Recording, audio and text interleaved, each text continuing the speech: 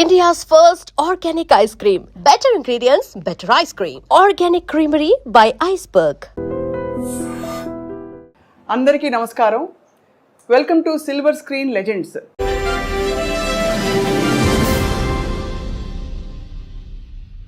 ఇవాళ మాట్లాడబోయే లెజెండ్ ప్రతి భాషలో దాదాపు చాలా రకాల పాత్రల్లో విలన్గా, క్యారెక్టర్ ఆర్టిస్ట్గా, ఇంకా హాస్య నటుడిగా అందరినీ అలరించిన మహానుభావులు. దాదాపు 4.5 దశాబ్దాల నటనా ప్రయాణంతో పాటు జీవితంలోని ఎన్నో అనుభవాల్ని నేరుగా చవిచూసిన దిగ్గజం. అండ్ వారు పద్మశ్రీ పురస్కార గ్రహీతగా కూడా అందరికీ సుపరిచితులు. బుల్లితెరపై, అలాగే వెండితెరపై హిందీ, తెలుగు, కన్నడ, తమిళ ఇత్యాది భాషలన్నింటిలో కూడా అలరించి ఇప్పుడు 81 వసంతాలు పూర్తి చేసుకుంటున్న ఈ సమయంలో వారిని పలకరించడం మనందరికీ అదృష్టం. శ్రీ కోటా శ్రీనివాసరావు గారిని పరిచయం చేసుకున్నాం. నమస్కారం సార్. నమస్కారం అమ్మా. మీకు పుట్టినరోజు శుభాకాంక్షలు సార్. ధన్యవాదాలు. ఎలా ఉన్నారు సార్? నడుస్తాను బండి. వృద్ధాప్యం అంటారు కదా, 80 దాడుతున్నాయి, 81 ఇప్పుడు. మరి ఏదో కాళ్ళు నొప్పులు, కళ్ళు నొప్పులు ఏదో అంటుండేవారు కదా, అంటాయి కదా, అది తప్పవు. మా నాన్నగారు డాక్టర్ గారు, ఆయన అదే కంకిపాడు. అయితే మా నాన్నగారి దగ్గరికి ఎవరన్నా వస్తే నీకు ఎన్నేళ్ళు రానేవాడు. 50, 60 వస్తుందండి అని ఆయన చెప్పారనుకో, నీకు వైద్యం ఏ వైద్యం ఏ వ్యాధికైనా చేయొచ్చు, కానీ నువ్వు 2తో జాగ్రత్తగా ఉండరా అనేవాడు. ఏమిటారా అంటే, ఒకటి కళ్ళు, 2 కాళ్ళు. ఆ 2 జాగ్రత్తగా ఉంటే నీ పని నువ్వు చేసుకోవచ్చు అని, ఎవరి మీద ఆధారపడకుండా. అవును, అది అలాగా. మీ డైలాగ్ ఒకటి ఎప్పుడు వెంటాడుతుంటుంది సార్, జిస్కే పాస్ పవర్ హోతే హై ఉస్కా రైట్ బి రాంగ్ బి రైట్ హోతా హై. గుర్తుందా సార్ ఈ డైలాగ్? ఏ సినిమాలో? సర్కార్. అది అమితాబ్ బచ్చన్ గారు ఎలాంటి ఆర్టిస్టు, ఎంత గొప్పవాడో మీ అందరికీ తెలిసిన విషయం. నేను చెబితే ఎగతాళిగా కూడా ఉంటుంది. అలాంటి ఆయనతో యాక్ట్ చేయడం అనేది సహజంగా ఎవరికైనా అదృష్టమే. అయితే ఫస్ట్ డైలాగు రామ్ గోపాల్ వర్మ గారు ఆయన ముఖం మీద ముఖం పెట్టి డైలాగ్ చెప్పి క్లోజ్ పెట్టారు. సరే, నేను డైలాగ్ కడక్కని చెప్పించాను, సింగిల్ టేక్ ఓకే అయిపోయింది. రామూజీ అన్నాడు ఆయన, అమిత్జీ అంటూ వచ్చాడు ఆయన. Perfect selection for this character sir, are you from stage అన్నాడు నన్ను. అంటేను నేను I acted on the stage for 25 years. Yes, that potentiality I am seeing you. అనగానే వాళ్ళ అబ్బాయి కూడా అక్కడ ఉన్నాడు, ఏదో ఫోన్ మాడుతూ పక్కకి. అమీన్ అన్నాడు, అప్ప అని వచ్చాడు. Is mister Srinivasarao from Hyderabad. It is a great privilege to you to act with him అన్నాడు. అది నాకు అప్పుడే సర్టిఫికెట్లో అనిపించింది. అబ్బో, అవును, ఆయనతో మాట అనిపించుకోవడం మాటలు కాదు కదా.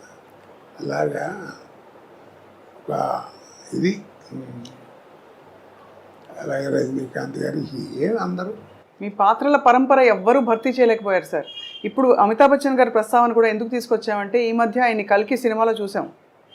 అక్కడ కోట శ్రీనివాసరావు గారు ఉంటే బాగుండు అనిపించే విధంగా అంటే మీరు ఒక పాత్రలో ఉంటే బాగుండు అని అయితే అనిపించింది చాలామందికి. ఇప్పుడు ఇంకా యాక్టివ్గా యాక్ట్ చేస్తున్నారా సార్? చేయటం అంటే ఇప్పుడు నీళ్ళు ఎక్కువైనాయి, మధ్య బలతం పడిపోయిందమ్మా. టాలెంట్ ఎవరికి అక్కర్లా. ఇప్పుడు హీరో అని అప్పుడంటే ఆ రోజుల్లో టాలెంట్ ఉన్న వాళ్ళే తక్కువగా ఉండేవారు, జాగ్రత్త గట్టిగా పట్టుకుని వాళ్ళే స్థానం పట్టేవారు. ఇప్పుడు ఏమిటంటే హీరో అంటే 40 మంది 50 మంది ఉన్నారు, కమెడియన్స్ ఎంతమంది ఉన్నారో ఎవరికి తెలియదు. అలాగా ఎవరిని చెప్పలేకపోతున్నాం. ఒక పద్ధతి పాడు ఏం కనపట్లా. ఇప్పుడు సినిమా ఎక్కడ లేదు, అంతా సర్కస్. పేతా సాంగ్స్ కూడా డాన్స్ చేస్తున్నారు. ఇక్కడ సర్కస్ చూడలేక భయపడి మన ఫుడ్ కూడా పోద్దని జమిని సర్కస్ కూడా మూసిచ్చారు. అలా తయారైపోయింది. ఆ క్వాలిటీ అవి పోయినాయి, ఆ కథలు పోయినాయి, అవన్నీ పోయినాయి. అప్పట్లో ఏమిటంటే సినిమా ప్రభావం మనుషుల మీద ఎక్కువ ఉండేది.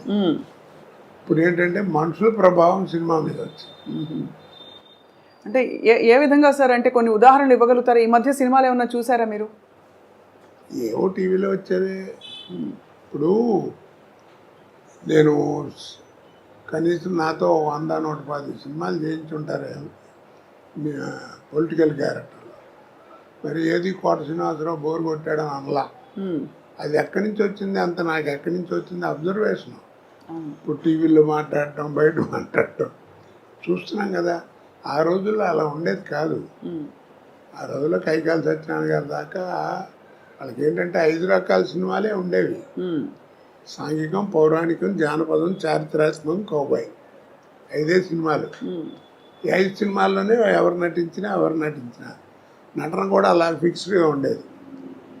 సపోజ్ మహమ్మదీడు వేషం వేశారనుకోండి, మీకు ఇస్తే మాకు ఇస్తాం, మాకు పెడితే మీకు పెడతాం, అట్లా ఉండేది భాష.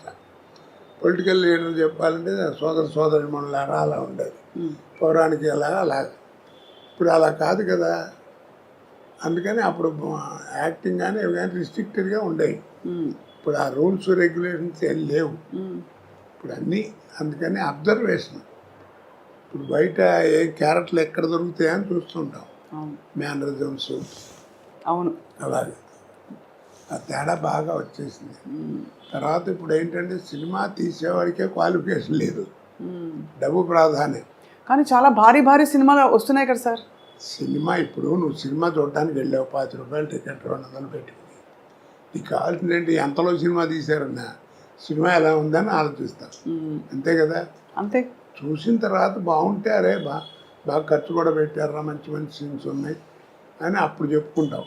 అంతేగాని సినిమా బాగాలేదనుకో నెగిటివ్గా చెబుతారు. ఎందుకు బోళ్ళు ఖర్చు పెట్టారు, నువ్వు అడ్వర్టైజ్మెంట్ చేస్తే వచ్చాం, ఖర్చు ఏం కనపడుతుంది తప్ప ఏం కనపడతలేదు సినిమాలో అంటారు. అలా ఉంటుంది. మరి మొత్తం మీద సార్ అంత బిజీ నటనా జీవితం నుంచి మీరు రంగస్థలంతో పాటు మీకు రేడియో అనుభవం ఉంది, అన్ని పాత్రలు వేసిన తర్వాత ఇప్పుడు మీకు నటనకి దూరంగా ఉండడం అన్నది కొంత బాధ కలిగిస్తుందా, లేక హాయిగా జీవితం ఇలా బాగుందనిపిస్తుందా? ఇప్పుడు బాధ కదండి. అంటే తోచదు ఫస్ట్ పాయింట్. రోజు 100-150 మంది మధ్యలో యాక్ట్ చేయడం కదా. ఇప్పుడు ఏంటంటే ఒంటరిగా ఇంటి దగ్గర కూర్చోవడం, నేను మా ఆవిడే లేకపోతే మా కోడలు మా మనవాళ్ళు ఏదైనా కాలేజీ నుంచి వస్తే వాళ్ళతో ఒక 5 నిమిషాలు మాట్లాడటం. పుట్టేప్పుడు అంతా ఇట్లా కూర్చోవడమే కదా. ఇక్కడో ఇంట్లోనో లేకపోతే ఎక్కడో అక్కడ ఫోటోలు చూసుకుంటే అవి చూసుకుంటే అంతే. ఇక బోర్ కాదు, పిచ్చెక్కిపోతుంది. అవును. అంటే నాకు అప్పుడప్పుడు అనిపిస్తుంది, నేను జీవితంలో 2 బాగా కోల్పోయాను. నాకు మళ్ళీ బిజీ అయిన వాడు ఎవరైనా అంతే. ఒకటి ఏంటంటే ఫ్యామిలీ లైఫ్, పిల్లలు ఆ ఎంజాయ్మెంట్, వాళ్ళని చదివించుకోవడం చేయటం, వాళ్ళతో తిరగడం, కాస్త షాపింగ్ బట్టలు కొనటం, ఇవన్నీ అవన్నీ పోయినాయి. అసలు దూరం అయిపోయాను. 2 జనరల్ నాలెడ్జ్. అవును. ఎంతసేపు ఆ కెమెరా యాక్షన్ ఇవే తప్ప ప్రపంచం బయట ఏం జరుగుతుందో కూడా తెలియదు. అవన్నీ పికప్ అవ్వాలంటే చాలా కష్టం. సో అలా మీరు మీ స్నేహితుల్ని కూడా బాగా మిస్ అవుతూ ఉంటుంటారు. అంటే సినీ పరిశ్రమలో మీకు బాబు మోహన్ గారు, బ్రహ్మానందం గారు మీరందరూ బాగా దగ్గర కదా సార్? బాగా క్లోజ్. నాతో అందరూ అలాగే ఉంటారమ్మా. ఎందుకంటే నేను ఎవరితో ఏం కాంట్రవర్సీ లేదు, నాకు పోలేదు నేను పడతాను. అందరూ అంటారు ఏదో అని, అందరూ కావాలని కూర్చొని కామెడీ చెప్పించుకుంటారు. సినిమాల మీద జోకులు చెప్తుందంటే వాళ్ళు చెప్పించుకుంటారు. అందుకనే 40 సంవత్సరాలు బతకగలిగాయి. లేకపోతే కాంట్రవర్సీ అయితే ఎప్పుడు పంపించేవారు. ఏదో ఒకటి గురించి అనడానికి ఏముంది, అనాలంటే బోళ్ళు అనొచ్చు. నిజమే కదా సార్. అంతే. అంటే కానీ మీకు అనే అర్హత కూడా ఉంది ఒకవేళ. ఏదో అర్హత ఎందుకంటే మీరు మీ స్వానుభవాలే కదా. మీరు 25 ఏళ్ళు రంగస్థల అనుభవం ఉందంటే అది తీసిపారలేని విషయం. ఆ రోజుల్లో మాండలికాలు ఇవన్నీ నేర్చుకోవటం అంటే తమాషానా. టీవీ వస్తుందని ఎవరు అనుకున్నారు కదా. నాటకాలు మొట్టమొదటి అసలు రేడియో లేని మనం లేవు. అవును. అసలు రేడియో దగ్గర ఏంటంటే వాయిస్ని ఎలా ఉపయోగించుకోవాలి, మైక్ని ఎలా వాడుకోవాలి, ఎక్కడ ఒత్తు, ఎక్కడ కామా, ఎక్కడ ఫుల్ స్టాప్, ఇవన్నీ నేర్చుకుంది రేడియో దగ్గరే కదా. అవును. భాష. కాబట్టి అక్కడ అది పునాది రాయి. తర్వాత ఈరోజు పురోగతికి అదే పునాది రాయి. తర్వాత టీవీ. టీవీ వచ్చేవాడికి ఏమైపోయిందంటే మాకే థ్రిల్ నాకే. ప్రతివాడు ఫీల్ అవుతారు అది నటుడు. ఎందుకంటే నాటకాలు అంటే ఫోటోలు ఉంటాయి, ఇలా పెట్టిన ఒక యాక్షన్ ఫోటో ఉంటుంది, అలా ఉంటే అలా ఉంటుంది స్టడీగా. కానీ మనం నడిస్తే ఎట్లా ఉంటాం, మాట్లాడితే ఎట్లా ఉంటాం, అది ఎవరికి తెలియదు. మొట్టమొదటి నేను ఫీల్ అయింది నా లైఫ్లో, నేను ఎక్స్ప్లెయిన్ చేయలేను థ్రిల్ ఏంటంటే 2 నిమిషాలు. గోవింద్ చౌదరి అని టీవీలో ఉండేవాడు, ప్రొడ్యూసరు. ఆయన రికార్డ్ చేసి ఫస్ట్ డే పండగ వచ్చింది నాటిక. అదే నాటిక ఫస్ట్ రేడియోలో టీవీలో నా తెలుగు నాటకం ప్రదర్శించబడటం అదే. ఆ రికార్డ్ చేసి ఇదే ఒకసారి చూసుకోండి వస్తుంది ఇప్పుడు అని చూపిస్తున్నాను చూపించాడు. పెద్ద యాంగ్షస్ ఏంటంటే నా బొమ్మ ఎప్పుడు వస్తే ఎప్పుడు వస్తాను అంటే మనం నడిస్తే ఎట్లా ఉంటాం, మాట్లాడితే ఎట్లా ఉంటాం, ఎలా చూస్తే అసలు తెలియదు కదా. చూసుకుంటే ఆ 2 నిమిషాలు అసలు ఇక ఎవరిని చూసేది కళ్ళము నీళ్ళు వచ్చేసింది నాకు. అదొక అదృష్టం కదా. అవును అవును అవును. ఆ రోజుల్లో అదేది, తర్వాత సినిమా ఇప్పుడు. సో అలా మీరు మరి సినిమా నటన మీకు అలా అమర్నట్టుగా అన్ని క్యారెక్టర్స్ అద్భుతంగా వచ్చి పడ్డాయి, ఒక్కొక్కటి ఒక రకం, ఒక అన్ని రసాలు, అంటే మధ్య మధ్యలో నవరసాల్లో లేని రసాలు కూడా పండించారు మీరు.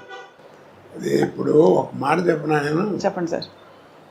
ఆర్ట్ అనేది ఒకటి ఇచ్చేది కాదు, ఒకటి పెట్టేది కాదు, వస్తుందా కొంత అబ్బాయిలు నీకు శరీరంలో శారీరకంగా అంటారే నీకు ఒరిజినల్గా వస్తూ ఉండాలి. కోట శ్రీనివాసరావు ఇప్పుడు ఇవన్నీ చూశారు, ఒకసారి దివాయి అన్ని ఫోటోలు. ఇప్పుడు ఇవన్నీ చూస్తే ఏమవుతుంది, మీకు ఆశ్చర్యం వేస్తుంది ఎలా చేశాడు ఏంటి. అవును చాలా సార్. ఇన్ని పాత్రలు, పద్మశ్రీ దాకా ఇవన్నీ. ఇది దీనికి ఒక చక్కగా చెప్తాను, నీకు పెద్ద గుమ్మడికాయ అంత టాలెంట్ ఉంటే కుదరదు, అర్థమైందా. పెద్ద గుమ్మడికాయ అంత టాలెంట్ నా దగ్గర ఉంటే కుదరదు, ఆవగిందంత అదృష్టం కూడా ఉంది. అది అవునవును. ఆ 2 కలిసి వచ్చిన వాడే కోట శ్రీనివాసరావు అంటే అద్భుతం. మరి ఆవగింజంత అదృష్టం ఇప్పుడు ఎందుకు వెంటాడలేదంటారు? ఎందుకు మీరు ఇంకా పాత్రలు వేయట్లేదు? పద్ధతి మారిపోయిందమ్మా. ఇప్పుడు ఏదో మారింది, కాలం మారింది, జనరేషన్ మారింది అంటారు. జనరేషన్ ఏం మారలా. సూర్యుడు తూర్పునే ఉదయిస్తున్నాడు, పడవనే ఉత్తరిస్తున్నాడు. పాఠ్యం ఇదియా తదియా వాడుతున్నాం, చేస్తాం, వైశాఖం చేస్తాం, ఆ సడవని వాడుతున్నారు. అమావాస్య కూడా క్యాలెండర్ చూస్తే 2 నిమిషాలు అటు ఇటు వస్తుంది. అన్ని మతాల్లోనూ ఒకటే భావం ఉంటుంది. అవును, అన్నీ ఉన్నాయి, అవేం మారలా. మరి ఇంకా కాలం మారిందంటారు ఏంటి? మనం మారాం. ఎన్టీ రామారావు మొట్టమొదటి 50 ఏళ్ళప్పుడు 60 ఏళ్ళప్పుడు శ్రీదేవితో డ్యాన్స్ చేసే రోజున ఎలిఫెంట్ బాటంలోని ఇంత లూజ్ ఉండేది ప్యాంటు, అది వేసుకుని రోడ్డు మీద నడుస్తుంది, దుమ్ము నడిచేది. అదే డ్యాన్స్ చేస్తుంటే అబ్బా రామారావు ఏం చేశాడు, దుమ్ము లేకొట్టాడు డ్యాన్స్ అని. పిచ్చిదనం మంచంతనం కదా. అవును. ఆ తర్వాత ఏమైంది, టైట్ ప్యాంట్ వచ్చింది. ఇప్పుడు ఎంత వచ్చింది, చించుకోవడం వచ్చింది. చక్కటి వాడు 1000 రూపాయలు పెట్టి ప్యాంటు కొనుక్కోవడం, ఇక్కడ అక్కడ మోకాళ్ళ మీద అక్కడ వాళ్ళే చింపుకుంటున్నారు. అవును, చింపుకుంటున్నారు. కాబట్టి మనం మారాం, కాలం ఎక్కడ మారింది. అది జనరేషన్ మార్పు అంటారు, అన్నీ ఒకటిదే. ఈ మధ్య వచ్చిన సార్ సినిమాలు ఏమన్నా మీరు థియేటర్లో చూడడం వీలైందా, మీకు వీలు పడిందా? ఏది ఈ మధ్య వస్తున్న సినిమాలని థియేటర్లో చూడడం వీలు పడిందా? సలార్ వచ్చింది, అంతకుముందు పుష్ప, ఏమి అసలు. ఎందుకంటే వెళ్ళినా మన సుఖం ఉండదు. ఏం కోటగారు ఈ మధ్యన రావట్లేదు, ఏంటి మీరు లేరు సినిమాల్లో, అది ఇదని ఈ ప్రశ్నలు ఎక్కువ అవుతాయి. మన చూడని ఎవరో వాళ్ళు సరిగ్గా చూడరు, అందుకని దూరంగా ఉంటాం. అందుకని దేవుడి దగ్గరికి వెళ్తానికి కూడా నాకు భయం, ఎందుకంటే వాళ్ళ కాన్సన్ట్రేషన్ పాడవుతుంది. అది అవును అవును. కానీ సార్ మీకు నచ్చుతున్నాయా ఈ మధ్య వస్తున్న సినిమాలు? మీరు ఏం వింటున్నారంటే అప్పటికి ఇప్పటికి ధోరణి మారింది, అంటే టెక్నికల్ ఆస్పెక్ట్స్ బాగా ముందుకు వెళ్ళిపోయాయి, దూసుకెళ్ళిపోయాయి అంటున్నారు కదా సార్. అంటే నేను వేరే ఉద్దేశంతో అంటాం కాదు, ఉన్న విషయం చెప్తున్నా. బాహుబలి అన్నారు, అది రిలీజ్ ముందు పార్ట్ 1 పార్ట్ 2 రిలీజ్ ముందు 6 నెలల ముందు నుంచి మనకి బాహుబలి అని ఉంచారు. దానికి తగ్గట్టుగా విజయం పొందింది, ప్రపంచ ఖ్యాతి పొందింది, దర్శకులకి అందరికీ పేరు వచ్చింది, అందరికి బాగుంది కాదండి అంటలా. ఇప్పుడు ఎవరైనా చెప్పుకుంటున్నారా కదా, మరి అంత గొప్ప సినిమా కదా, మరి ఎవరు చెప్పుకోరే. మరి అదే ఓల్డ్ మాయాబజార్ తీసుకొచ్చామనుకోండి, ఇవాళ 6 ఏళ్ళ కుర్రాడి దగ్గర నుంచి 60 ఏళ్ళ ముసలాడి దాకా అందరూ వెళ్ళి కూర్చుంటారు. ఇప్పుడు దాంట్లో ఆ తివా సీట్ వెళ్ళటం, రామలింగయ్య గారు, వంగర సుబ్బయ్య గారు ఆ తాంబూలం వేసుకోవడానికి పట్టం మీద కూర్చోవడం, అది లేవటం, నెమ్మదిగా వెనక్కి జరగకుండా మళ్ళీ ఇటు రావడం, కర్రలు వాటంతా నడిచెళ్తాం, చెప్పులు నడిచెళ్తాం. ఆ షాట్ తీయమనండి ఇప్పుడు తినరా తీస్తారు, కానీ కోట్లు ఖర్చు పెడతారు. అప్పుడు ఇంతే ఉండే టెక్నిక్, కానీ ఇంత చూపించారు అవును కదా. అవును సార్. కాబట్టి నేను అందరికీ అదే చెప్తున్నాను, ఆ సినిమాలు చూస్తే అంటే ఓల్డ్ ఈజ్ గోల్డ్ అంటారు. మీకు ఓల్డ్ ఈజ్ గోల్డ్ అనే తెలుసురా, మీరు తెలుసుకుని గుర్తుపెట్టుకోవాల్సింది ఒకటి ఉందన్న. ఏమిటన్నాడు? Gold never become old. అద్భుతం. అవును, గోల్డ్ నెవర్ బికమ్ ఓల్డ్. అందుకే పాత బంగారం అంటారు.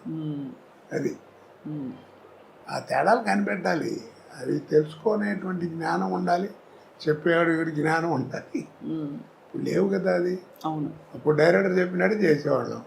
ఇప్పుడు డైరెక్టర్ ఏముంది, డ్యాన్సులు గిన్సులు అన్ని హీరోనే డామినేషన్. మరి క్వాలిటీ అది. తర్వాత నిర్మాతలు కూడా నా ప్రొడక్షన్ బయటికి వెళ్తుందంటే బలానా కంపెనీ నుంచి సినిమా అంటే రామానాయుడు గారు, జగపతి రాజేంద్ర ప్రసాద్ గారు, వీళ్ళందరూ పెద్ద పిఏపి సుబ్బారావు గారు, కేవీ రెడ్డి గారు, ఈ సంస్థలు ఏమిటి, ఆ సంస్థల్లో సినిమా వస్తుందంటే ఒక స్టాండర్డ్ ఉందని లెక్క, ఒక పద్ధతిగా. నువ్వు కనిపెట్టారు లేదు, ఎవరు చెప్పరు ఈ విషయం. ఎవరు ఇప్పుడు నువ్వు విజయ సంస్థ సినిమాలన్నీ చూసావు కదా, ఏ సినిమాల్లో ఉన్న మనిషి చచ్చిపోవడం కానీ తగలేయడం కానీ చూపించారు నీకు?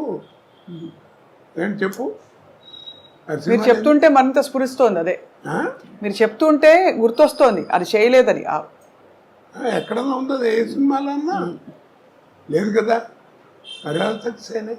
మంచిపోయాడని ఒక డైలాగులు చెప్పడం అంతే తేడా, పిచ్చి పిచ్చిగా చూపించడం లేదు. ఇప్పుడేమిటో మంటలు పెట్టడం, దాంట్లో ఫేస్ చూపించడం, దాని మీద డైలాగులు చెప్పడం, ఏదో క్రోధం, ఇవన్నీ యారగెన్స్ చెప్పాలంటే అవేం లేకుండా ఎడ చేశారు. కాబట్టి ఆ స్టాండర్డే. డిక్షనరీ. కానీ ప్రేక్షకులని కోట్లు పెట్టి పోషిస్తున్నారు ఇలాంటి సినిమా కదా సార్. అంటే ప్రేక్షకుల అభిరుచులు కూడా మారాయి అంటారా? అభిరుచి అంటే అది లేకపోతే ఏం చేస్తారు చెప్పు. అవునా కదా. ఇప్పుడు జబర్దస్త్ అని ఏదో ప్రోగ్రాం వస్తుంది, పిల్లలు ఇప్పుడు టీవీ పెట్టారనుకో అదే వస్తుంది, అది లేకపోతే ఇంకోటి తెలియదు వాళ్ళకి, అదే కామెడీ అనుకుంటున్నారు వాళ్ళు. అది విషయం. అది వాళ్ళ తప్పు కాదు, చూపించే వాళ్ళది కూడా కొంత తప్పు ఉంటుంది. మీకు కొంత అంటే బాగా అనిపించేవా సార్ అలాంటి కామెడీలు? అందుకే వాటిని కామెడీ అన్నారండి, హాస్యం అని ఎవరు అన్నారు కదా. హాస్యం అనేది వేరు. అవును, ఇది కామెడీ. హాస్యానికి కామెడీకి తేడా ఏమిటి అన్నారు. తల్లిపాలకి డబ్బా పాలకి ఉన్న తేడా. అబ్బో, ఒక్క పంచులో ఫుల్ చెప్పేశారు సార్. సార్ ఆహనా పెళ్ళంట మీరు కామెడీ హాస్యం గుర్తు చేశారు కాబట్టి అద్భుతమైన మీరు చేసిన అన్ని పాత్రల్లో బాగా గుర్తుండిపోయే కొన్ని పాత్రల్లో ఇది కూడా ఒకటి. ఆ సినిమాతో మీ అనుబంధం మీకు ఏమైనా జ్ఞాపకం గుర్తుందా సార్? జ్ఞాపకం ఇందాక చెప్పానే, మనకి ప్రాప్తం ఉండాలండి. అది ఎందుకు వచ్చిందో ఎవరికి తెలియదా, జంజాల గారు మా రామానాయుడు గారు అనుకోవడం. ఆ సినిమా గురించి చెప్పాలంటే చాలా గొప్ప విశేషం ఉంది. రోజు ఎయిర్పోర్ట్లో కూర్చుని ఉన్నా మెడ్రాస్ వెళ్ళటానికి, హైదరాబాద్ ఎయిర్పోర్ట్ లేదా ఫ్లైట్ ఏదో ఒక అరగంట లేట్ ఏదో అంటే కూర్చుని రామానాయుడు గారు వచ్చారు. ఇల్లు వచ్చేప్పటికి ఆయన చూసి నమస్కారం సార్ అన్నాను. కోట సరైన టైంకి కనబడరా, రైట్ రా కూర్చో అన్నాడు. ఏంటి సార్ అన్నా, నేను ఏదైనా సినిమా గురించి వేసే అనుకుంటూనే ఉన్నా. కోట ఏం లేదు, జంజాల నేను 20 రోజుల నుంచి మదన పడుతున్నాం, పోటాడుకుంటున్నాం. ఓ సినిమా ఇప్పుడే ఫైనలైజ్ అయింది, ఆ వేషం బాగుంటే సినిమా బాగుంటుంది, లేదా సినిమా అట్టలేకపోతుంది. అంత గొప్ప వేషం అది. నేను రావు గోపాలరావుతో వేయించాలని అనుకున్నాను. జంజాల గారు వద్దన్నాడు. ఏమిటనంటే చివరికి నేను కన్విన్స్ అయ్యాను. ఎందుకు వద్దన్నావు, కరెక్ట్గా చెప్పని చెప్పాను, ఇందాక మధ్యాహ్నం చెప్పాడు అన్నాడు. ఏంటన్నాడు, గోపాలరావు నువ్వు ఎంత అగ్లీగా తయారు చేసినా ఆయన మొహం రిచ్గానే కనపడుతుందండి. ఆ కలరు, అది ఆ వ్యవహారం, అది చూడంగానే నికృష్లా కనపడే ఫేస్ కావాలి, అది ఆయనతో కాదు, నా మాట వినండి, నేను కోటతో ఇస్తాను అన్నాడు. అయ్యో, ఆ ఫేస్లో ఆ వాల్యూ ఉండాలి, అది నటుడి యొక్క లక్షణం, అది కనపడాలి అని అన్నాడు. కన్విన్స్ అయ్యాను. ఆ వేషం నువ్వు చేయాల్సి వస్తుంది, ఒక 20 రోజుల దాకా కావాల్సి వస్తుంది, డేట్లు జాగ్రత్త ఇవ్వు, చాలా మంచి వేషం అన్నాడు. అలాగే అన్నాను, వేషం చేశాను, అయిపోయింది. మీకు తెలిసేంత అఖండమైన విజయం. ఓపెనింగ్ ఫ్లోర్ ఇక్కడ రామానాయుడు గారు స్టూడియోలో ఫ్లోర్ ఓపెనింగ్. ఆ ఫ్లోర్ ఓపెనింగ్కి నేదురుమిల్లి జనార్దన్ రెడ్డి గారు అప్పుడు చీఫ్ మినిస్టర్ ఓపెనింగ్ వచ్చాడు. రిబ్బన్ కత్తిరించబోతుంటే నాయుడు గారు ఒక్క నిమిషం ఆగించారని కోటాకు ఉన్నాడు పిలవండి అన్నాడు. ఏంటి నన్ను పిలుస్తున్నాడు, నేను వెళ్ళి ఉంచున్నాను. వీడి సినిమాలు చూస్తుంటాను, వీడి తంతు ఉంటాడు, ఇంకోటి ఉన్నాడే వాడు, వీళ్ళిద్దరు కామెడీ భలే ఉంటుందని సరదాగా మాట్లాడాడు. సరే ఈ లోపల టైం మొత్తం పోతుంది, ముహూర్తం కట్ చేశారు, అయిపోయింది. నేను అన్నాను, ఏంటి సార్ అక్కడే ఉన్నారు మినిస్టర్ గారు చీఫ్, ఏంటి సార్ నన్ను పిలిచారన్నారు. అన్నాడు మర్చిపోయానని చెప్పడం, ఈ ఫ్లోర్ వీడిదేనండి అన్నాడు నాయుడు గారు. అదేమిటి అన్నాడు. ఏం లేదండి 32 లక్షల్లో సినిమా తీశాను, ఈ సినిమా అహనా పెళ్ళి అంట, మీరు నమ్మరు, ఆ 32 లక్షలు కాకుండా 1,80,00,000 నాకు కలెక్ట్ చేసింది ఆ సినిమా అన్నాడు. అబ్బాబ్బాబ్బా, ఆ రోజుల్లో 1.5 crore అంటే ఇప్పుడు ఎంత ప్రాఫిట్ చూడండి. అవును, ఆడపేరండి ఈ ఫ్లోర్కి అన్నాడు. ఇప్పుడు సార్ 1.5 crore అంటే ఆ రోజుల్లో అంత ఎక్కువ. ఇప్పుడు అసలు ఒక రోజు సినిమా 15-20 కోట్లు అంటే కూడా కంటి కానట్లే కదా సార్. అన్ని 500-1000 కోట్లు. ఇప్పుడు రామారావు అంత తీసుకున్నాడు ఎవడు తెలియదు, కృష్ణగారు అంత తీసుకున్నాడు తెలియదు, సోమబాబు అంత తీసుకున్నాడు తెలియదు, ఎంత పెట్టి సినిమా తీశారో తెలియదు. నాయుడు గారు వాళ్ళందరూ కూడా ఎప్పుడన్నా చెప్తే మ్యాక్సిమం ఇది భారీ వర్ణ చిత్రం అని చెప్పేవారు, అంతే. అంతేగాని ఇంత అయింది ఇది అని చెప్పేవారు కాదు. అది కాదు కదా, సినిమా ఓపెనింగే మైక్ పట్టుకుని ప్రొడ్యూసర్గా చెప్తుండే ఇది 400 కోట్లు అవుతుందండి, ఒక 5-6 కోట్లు ఎక్కువైనా నేను భరిస్తాను, చాలా మంచి సబ్జెక్ట్ అది ఇది. ఆ లెక్కలు ఎవడికి చెప్పుకోవాలి, ఇన్కమ్ ట్యాక్స్ కూడా చెప్పుకోవాలి, మనకెందుకు. ఇందాక చెప్పానే, సినిమా చూసేవాడికి నువ్వు ఎంతలో తీసేవాడు ఎవడికి కావాలి, సినిమా బాగుందా లేదా. ఇప్పుడు చిన్న సినిమా 4 కోట్లు తీసిన సినిమా 40 కోట్లు వసూలు చేస్తుంది, దానికి ఏమంటా నువ్వు ఏమండి. కరెక్టే సార్. కాబట్టి అలా చేయకూడదు, నువ్వు చెప్పుకోవడం సినిమా అవసరం అయిందండి, సబ్జెక్ట్ కావాలి అందుకని రిచ్గా తీశాను, అది వేరు. భారీ వర్ణ చిత్రం అని చెప్పడం వేరు, ఇలా చెప్పడం వేరు కదా. అవునవును, అది ఆ లెక్కలతోటే ఆ సినిమా సత్తా ఏమిటో చెప్పే ప్రయత్నాలు జరుగుతున్నాయి, వాస్తవం సార్. సార్ మీరు ప్రాణం ఖరీదు నుంచి మొదలుపెట్టిన తర్వాత మీకు వచ్చే ఒక్కొక్క పాత్ర వాటంతట అవే వచ్చిన పాత్రలా, అంటే ఎందుకంటే రకరకాల పాత్రలు వేశారు కాబట్టి ఈ పాత్రకి మీరు బాగుంటారు అని మీరు మళ్ళీ అక్కడి నుంచి క్యారెక్టర్ రోల్స్లోకి వెళ్ళడం, మధ్యలో తర్వాత హాస్య నటుడుగా, విలన్గా అన్నీ పండించారు కదా సార్. ఇప్పుడు ఫోటోలు కనబడుతున్నాయి కదా. అవును సార్. వీటిలో ఏ క్యారెక్టర్ మీరు నమ్మరండి, నాకు ఓ రోజు ముందు పిలిచి చెప్పింది లేదు. ఆ రోజు వెళ్ళటం, ఒక అరగంట కూర్చోబెట్టి ఆయన క్యారెక్టర్ చెప్పడం, కోటగారు మీరు అనుకుంటాం, మీరు కూడా ఏమన్నా ఆలోచన ఉంటే చూపెట్టండి, బాగుంటే పెట్టేద్దాం అంటాం, పెట్టడం చేయటం అంతే. మీరు నమ్మరు ఆ మాట. ఆ టైం కూడా లేదండి. కాకపోతే నన్ను కన్సల్ట్ చేసిన 4-5 వేషాలు ఉన్నాయి. అవేంటంటే ఆ బట్టలు చేయటం న్యాచురల్గా ఉండాలి. అవును, గంజాల గారి సినిమాలో వాటిలో విగ్గులు యాక్సెప్ట్ చేసేవారు కదా.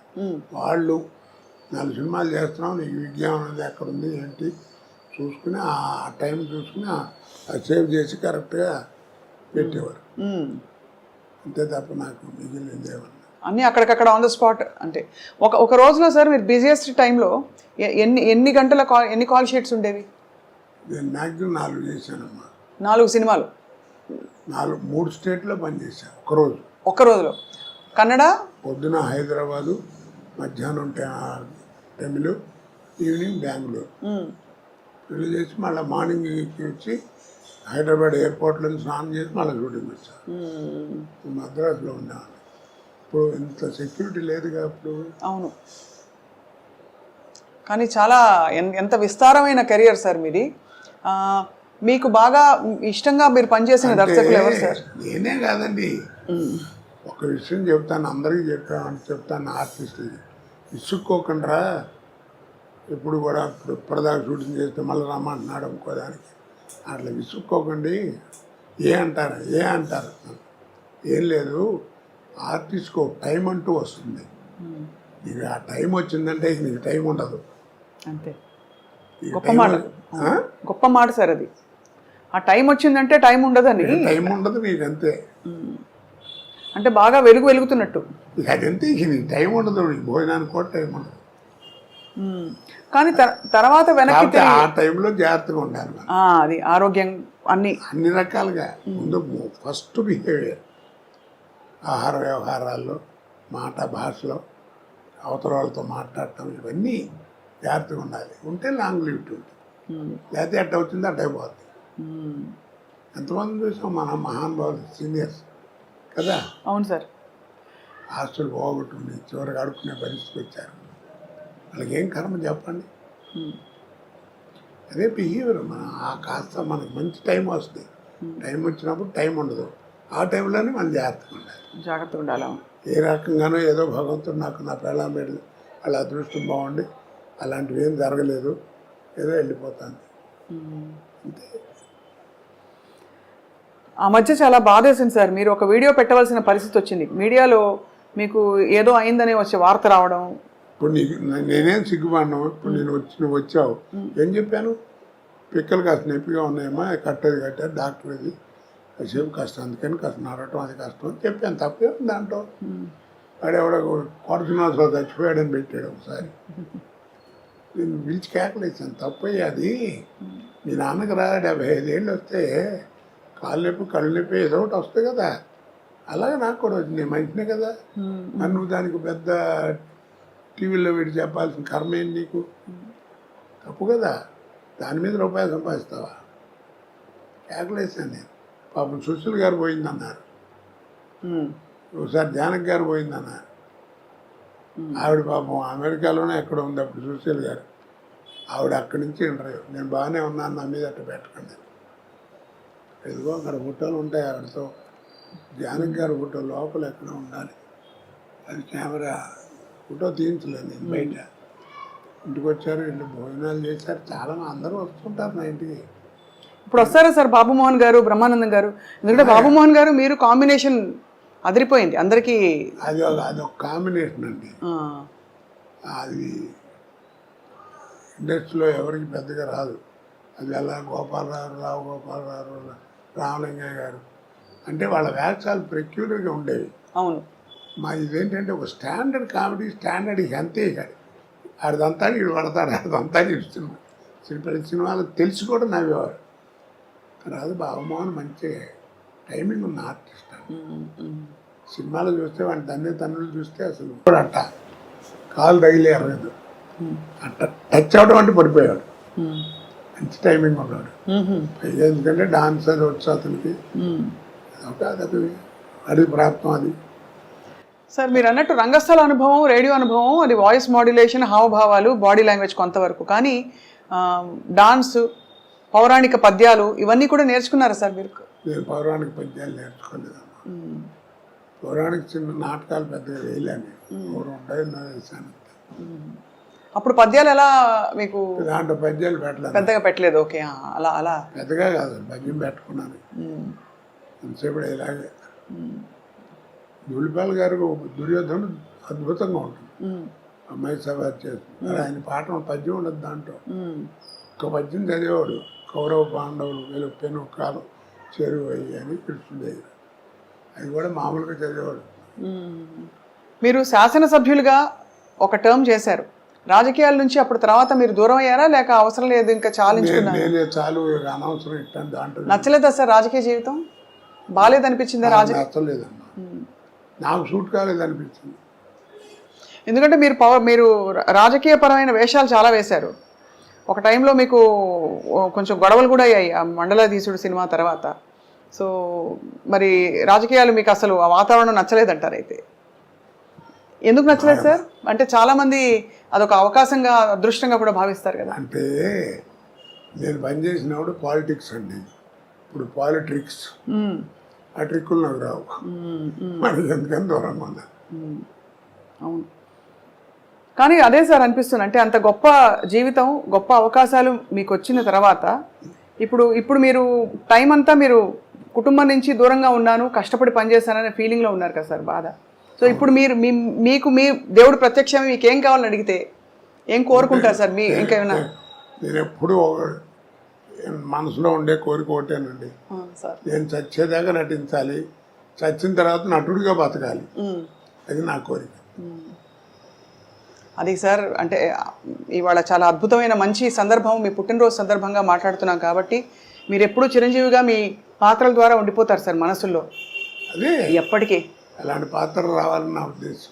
అలాంటి పాత్ర అంటే ఎలా ఉంటుందో, ఎందుకంటే మీరు రాజకీయాలు, కామెడీ, ఏ టైంకి ఏ పాత్ర వస్తే అప్పుడు చెప్పలేం కదండి. అవును, కరెక్ట్. అది దానికి ప్రాప్తం ఉండాలి. ప్రాప్తం ఉండాలంటే చాలా గొప్ప విశేషం ఉంది. ఇప్పుడు రామావతారంలో ఆంజనేయ స్వామి అంత గొప్పవాడు, కలియుగంలో భక్తరామదాసు అంత గొప్పవాడు కదా. అవును. డబ్బులు లేవు, గుడి కట్టించాలనుకున్నాడు, గుడి కట్టించాడు, అప్పుల పాలు అయ్యాడు, జైల్లో పెట్టారు. వాళ్ళు కొడతంటే రామా రామా అన్నాడు తప్ప అబ్బా అబ్బా అనలేదు. అంత గొప్ప భక్తుడే రాముల వారు ఏం చేశాడు, తానిసాగి రామోజీ లక్ష్మోజీ వేషం వేసుకొచ్చి కంపెనీ వెళ్ళిపోయాడు, నటించాడు, తుర్ని వెళ్ళిపోయాడు. కింద సెల్లో ఉన్నాడు రామదాసు. ఎరా రామదాసు బాగున్నావా అని ఒక్క మాట అంటే బాగుండేది కదా, ఒక 10 సంవత్సరాలు ఆగి బతికేవాడు. మరి అంత భక్తుడే, మరి వాడికి ఆ ప్రాప్తం లేదు. ఇదంతా విధి నిర్ణయం అంటారు, అయితే భగవంతుడి నిర్ణయం. ప్రాప్తం ఉండాలి. నాలాంటి అర్భకుడు మళ్ళా రాముల వారిని అడిగాడు, ఏమయ్యా మరి కనపడితే బాగుండేది కదండి, పాపం ఒక్కసారి బాగున్నామంటే 10 సంవత్సరాలు బతికేవాడు హాయిగా, మీరు అలా వెళ్ళిపోవడం అన్యాయం అంటే, రేపు పిచ్చోడా వాడికి నేను కనపడి ఏం చేయాలి, దేవుడు ఉన్నాడు అంటున్నాడు. నాకే అనుమానం వస్తుంది నా అవతారం మీద, గాలి నీరు భూమి అన్నీ రాముడే అంటున్నాడు. అసలు నా రూపం ఏంటో నాకు తెలియట్లేదు. నేను వాడికి కనపడి ఏం చేయాలి, వాడు తురుష్కుడు, వాడు దేవుడు లేడు అంటున్నాడు, అందుకని కనపడ్డాను. పైగా నువ్వు కనిపెట్టావు లేదో, నేను రామోజీ లక్ష్మోజీ వేషంలో వెళ్ళాను, నేను రాముల వారు వెళ్తే చూడలేడు, చచ్చిపోతాను. అందుకని మారు వేషంలో వెళ్ళి వాడికి కనపడి వెళ్ళిపోయాడు, అప్పు తీసి వెళ్ళిపోయాడు. మరి వీడి సంగతి ఏం చేస్తారన్నాడు రామదాస్ అని. ఇప్పుడు రాముల వారు అన్నాడు, నేను భక్తుడికి కనపడను రా, ఐక్యం చేసుకుంటా అన్నాడు. అందుకే మీరు చిత్తూరునాయ గారి సినిమాల దగ్గర నుంచి మొన్న రేపు వచ్చేటువంటిదో లేకపోతే మొన్న తీసిన అన్నమయ్య దాకా తీసుకుంటే మెయిన్ క్యారెక్టర్ పోవటం ఉండదు, అలా ఒలిగిపోతుంటారు. ఓ దీపం అలా వెళ్ళిపోయి దేవుళ్ళకి వెళ్ళిపోరు. హిందూ భావాలు చాలా ఉన్నాయి, అది అన్ని మతాల్లోనూ ఉంటుంది ఆ భావం, ఎందుకు ఉండదు? మరి ఈ తరం నటులకి మీరు ఎవరైనా టచ్లో ఉంటారా సార్ మీతో? అంటే వీళ్ళు అందరూ వస్తూనే ఉంటారు, పిల్లలు వీళ్ళంతా, కొత్త వాళ్ళంతా. వాళ్ళందరికీ అంటే మీరు ఒక స్కూల్ కదా సార్, మీరు ఒక స్కూల్ ఆఫ్ యాక్టింగ్. మీరు నేను అదే చెప్తాను. నేను సినిమా యాక్టింగ్ నేను 25 సంవత్సరాలు నాటకాలు అయితే వచ్చిందిరా నాకు. మీకు 6 నెలలు 7 నెలలు ఎవరు నేర్పుతాడు? ఏదో అక్కడ చేరండి క్లాస్, ఇక్కడ చేరండి, 2 లక్షలు ఖర్చు పెట్టాను. అవన్నీ కబుర్లు ప్రాక్టికల్గా తెలియాలి, అనుభవం ఉండాలి, నీకు నువ్వుగా ఉండాలి. ఎందుకంటే నీ కురుక్షేత్రం అని నాటకం తెలుసా నీకు? దాంట్లో కృష్ణుడు 4 వేసేవారు, ఒకటి పర్సనాలిటీకి ఒకటి సంబంధం ఉండదు. ఒకటో కృష్ణుడు రెండో కృష్ణుడు వేసేవారు. వాడి గాత్రం వేరు, వీడి గాత్రం వేరు, ఆర్మరీ పెట్టి వేరు, వాడి ఆర్మరీ పెట్టి వేరు, కానీ 4కి 1 సుమారు కొట్టేవారు ప్రతిపద్యానికి. ఎందుకని? దాని అర్థం ఏంటి? You must arrest the auditorium with your performance. కానీ ఇప్పుడు అంతా హీరో సెంట్రికే కదా సార్ సినిమా ఇండస్ట్రీయే. ఇప్పుడు సినిమా తీయడమే కథానాయకుడి చుట్టూ అల్లే కథలు ఎక్కువగా. నేను చెప్పాను కదా, కాలం మారిపోయింది. అది సార్, ఇప్పుడు మాయాబజార్ 100 days ఫంక్షన్ బెజార్లో దుర్గా కళామందిరంలో చేశారు నా చిన్నతనాలు. ఇలా 3 అంకి తిరగేస్తే ఎట్టా ఉంటుంది, అట్టా ఉంది స్టేజ్. ఇలా వచ్చి ఇలా వచ్చి ఇలా వచ్చింది. ఏంటంటే ఈ చివరేమో రంగారావు, ఈ చివర ఆర్ నాగేశ్వరరావు కూర్చున్నారు, మధ్యలో ఇంటి రామారావు అన్నాడు. ఈ నాగేశ్వరరావుని ఎవరిని చూడలేదు, ఎవరు అందరి టైం కూర్చున్నారు పొట్టిగా. అప్పుడు మాట్లాడుతూ సిఎస్ఆర్ ఆంజనేయులు గారు మాట్లాడుతూ, మాయాబజార్ సినిమా అంటే హీరో ఘటోత్కచుడు రంగారావే, ఎవరెన్ని వేషాలు వేసినా వాళ్ళు అయితే ఆ సినిమా లేదు, గొప్పగా చేశాడు, అది ఇది అని చెప్పి చాలా పొగిడుతూ మాట్లాడేది. అయితే ఆర్టిఫిషియల్ టాలెంట్ అంటే తోటి నటుడిని మెచ్చుకోవడం. అప్పుడు రంగారావు తర్వాత మాట్లాడుతూ, ఏదో నన్ను పొగిడారు, సిఎస్ఆర్ మాత్రం తక్కువ, శకుని పాత్ర ఆయన చేస్తే తప్ప ఇంకెవడేసినా ఎక్కదు, అంత గొప్పగా చేశాడు అవన్నీ ఒక్క మాట అండి ఏమీ లేదు. I'm a personality artist, is a performance artist అన్నాడు. ఆహా. నా పర్సనాలిటీ అడ్వాంటేజ్ ఆయనకి లేదు, కానీ ఆయన అలా చేశాడంటే ఏంటి, గొప్ప విశేషం కాదు మరి. ఆ సహృదయత, ఆ నమ్రత అన్నీ ఉండే ఆ రోజుల్లో అంటారా సార్? అంటే దాన్ని ఏమంటారంటే ప్రొఫెషనల్ ఎథిక్స్. అవును. మనం కూడా చేయాలి, అలాంటి వేషం చేసి డబ్బులు సంపాదించాలనుకునేవారు, కానీ ఆడికి రాకూడదు, నాకు రావాలి అనుకునేవారు కాదు. అలా గర్వపడి పాడు చేసుకునే వాళ్ళే అందరూ, పోయిన వాళ్ళు అందరూ. రాజనాథ్ గారు, కాంతారావు, పద్మనాభం గారు, వీళ్ళంతా ఏమిటి క్యారెక్టర్స్ ఫెలోస్. ఏదో కొద్దిగా గొప్ప మనం కూడా కాస్త మంచిగా ఉన్నాం కాబట్టి భగవంతుడు ఈ పొజిషన్లో ఉంచాడు. వాళ్ళు దారి తప్పారా సార్? అంటే వాళ్ళు డబ్బులు చాలా పోగొట్టుకున్నారని విన్నాం సార్. దారి తప్పడం అంటే అదే, డబ్బులు ఉన్నాయంటే ఆ నటుడిగా పేరులో ఉన్నట్టే కదా, ఆ పేరు తప్పారు, ఆ రూట్ తప్పారు. అని అందుకే దిక్కుమాలిన అంటాం. దిక్కుమాలిన అనే పదం ఎక్కడ లేదు. దిక్కుమారిన నువ్వు వాళ్ళందరూ నడిచే దిక్కు కాకుండా వేరే దిక్కులో నడుస్తున్నాడు, అందుకని వాడు బతికట్టా ఉన్నాడు. అలాగే ఊరేగింపు అంట, ఊరేగింపు ఎక్కడ లేదు. ఆ రోజుల్లో ఏంటంటే నాకు 58 ఏళ్ళు లేదు పెళ్ళి. ఆ రోజుల్లో ఏంటంటే పల్లకీలో కూర్చోరు, ఊరంతా తిప్పేవారు, అంతే. సాక్ష్యం ఏముంది, అగ్ని. పాత సినిమాలు చూస్తే అగ్ని సాక్షిగా కట్టిన ఈ తాళ్ళు అని చూపిస్తాం, అందుకని సాక్ష్యం లేదు. పెళ్ళైన 2 నెలలు అయిన తర్వాత నా వెళ్ళం కాదంటే సాక్ష్యం. అందుకని ఆ పల్లకీలో కూర్చోబెట్టి ఊరంతా తిప్పేవారు. ఇది నా వెళ్ళం కాదు, లేదని మేము చూసాము, వీళ్ళు పెళ్ళైన తర్వాత ఊరేమి మా ఇంటి ముందు వెళ్ళారని చెప్పడానికి ఒక సాక్ష్యం. ఊరికి ఎరిగింపు, ఊరేగింపు. ఓహో, ఎంత అద్భుతం సార్. ఊరికి ఎరిగింపు, ఊరేగింపు కాదు. ఇప్పుడు అది ఊరేగింపు అయి ట్యాక్సుల కోసం డబ్బులు ఖర్చు. అదే ఊరేగింపు, దాన్ని ఒక తిట్టుగా కూడా అనుకుంటారు. ఇప్పుడు దిక్కుమాలని కూడా అలాగే తిట్టు అనుకుంటారు. అలాగే ప్రతిదానికి భగవంతుడు ఇచ్చిన దాంట్లో ప్రతి వస్తువుకి, ప్రతి మాటకి అర్థం ఉంది. ఇప్పుడు పొద్దున్నే లేచి నువ్వు, నేను, ఇంక్లూడింగ్ మీ, మనం అందరం చేసే తప్పేమిటి చెప్పు? అద్దం ముందు నుంచి అందంగా ఉన్నాం అనుకోరు, బడతలోడు కూడా ఇట్లా అనుకుంటుంటాడు. ఆడవాళ్ళు ఏదో కట్టని, సాధన కట్టని, ఇలా దూకుని, అలా దూకుని, చీరలు కట్టుకుని కదా. అందుకు కాదు, నా మొహాన్ని మచ్చ ఉంది, నా మచ్చ నాకు కనపడదు. ఒరే శ్రీనివాసరావు, నీ మొహాన్ని మచ్చ ఉందిరా అని దోశ నాకు అనిపించకుండా, ఆ ఛాన్స్ నీకు ఇవ్వకుండా స్వాతికి, నా మచ్చని నేను చూసుకుని సర్దుకుని తుడుచుకుని బతకడం కోసం భగవంతుడు ఇచ్చిన గ్రేట్ ఇన్స్ట్రుమెంట్ మీరు అనే దృక్పథంతో అర్థం ముందు నుంచో నీ మనసు ఎలా ఉంటుంది, అది నేర్చుకోవాలి. మీరు చాలా నిర్దిష్టమైన అభిప్రాయాలు కలిగి ఉండి సార్, ఎక్కడ అంటే కేవలం లౌక్యంతో మాత్రం కాకుండా మీరు నమ్మినది ఇదే కరెక్ట్ అని అంటూ కూడా ఇన్ని సంవత్సరాలు సినిమా ఇండస్ట్రీలో, ఒక పరిశ్రమలో, అంటే అక్కడ మానవ సంబంధాలే ప్రధానమైన పరిశ్రమలో ఇప్పుడు నమ్మకం ఉందండి. మన జీవితం మన ఎదురుకుండా కనపడుతుంది. అది నేనేం బయటి విషయాలు చెప్పట్లేదే, నేను రామాయణం భారతం గురించి చెప్పట్లా.